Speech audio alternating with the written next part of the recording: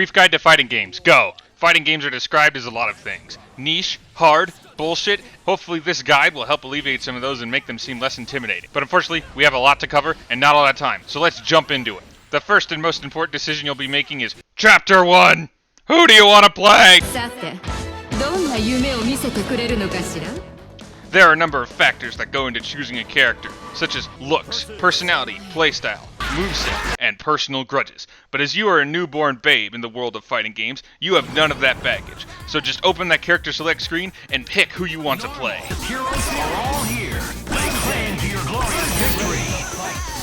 Most fighting games have characters that fit into one of the following categories: man, bigger man, girl, child, and cat. And depending on your game of choice, you may even have access to one of the fancier flavors, such as WWE, Bedman, Gorilla, RTS, Bed with no man, Glass Bones, Tits, Literal Demon God, Gun, and Trans Rights. Now that we have our character, it's time to move on to actually learning to play the game. So go into training mode and Chapter 2! What do my buttons do? In most fighting games, every character has 3 levels of moves. Light, medium, and heavy, though sometimes they're not called that. What the fuck is Slash? When to use each of these moves is largely at your discretion, but the general rule of thumb is light when close, mid when mid, and heavy when you're feeling lucky. But now that we've discussed normal, let's move on to special moves. These are the bread and butter of fighting games. Your Hadokens, your Shoryukens, your Volcanic Viper, your whatever this bullshit is. These are often the first wall a new player is going to encounter, as until you can reliably do a quarter circle input, you are effectively limiting yourself to less than half your moveset. There is an exception though. Allow me to introduce you to charge inputs. Certain characters have access to moves that you can easily perform by holding one direction and then immediately inputting the opposite direction and an attack button. What's more, by holding down and back, you can prepare both of your available charge moves and block at the same time. This strategy is called turtling, and if you use it, I hope your family has a nice Christmas. Moving on, grabs. You either love them or you hate them. You can't block them, they do a lot of damage, and they're easy to use. But being able to grab, counter grab, and just not get grabbed in the first place are marks of a good gamer. Even if you can't avoid them, don't feel bad. Even pro players struggle.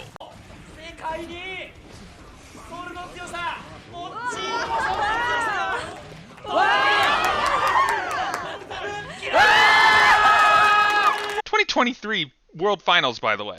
If special moves are the bread and butter, then super moves are the triple layered chocolate cake. As such, they have a higher barrier to entry. I mean, just look at this shit. I can't even do a DP input reliable. But real talk, these moves are part of the reason I play mostly Arc System Works fighters. I mean, look at these. That is bullshit blazing, still my heart is blazing. Yet no one killed me, I told you well honor you. So you will not feel ready and know the smell of the game.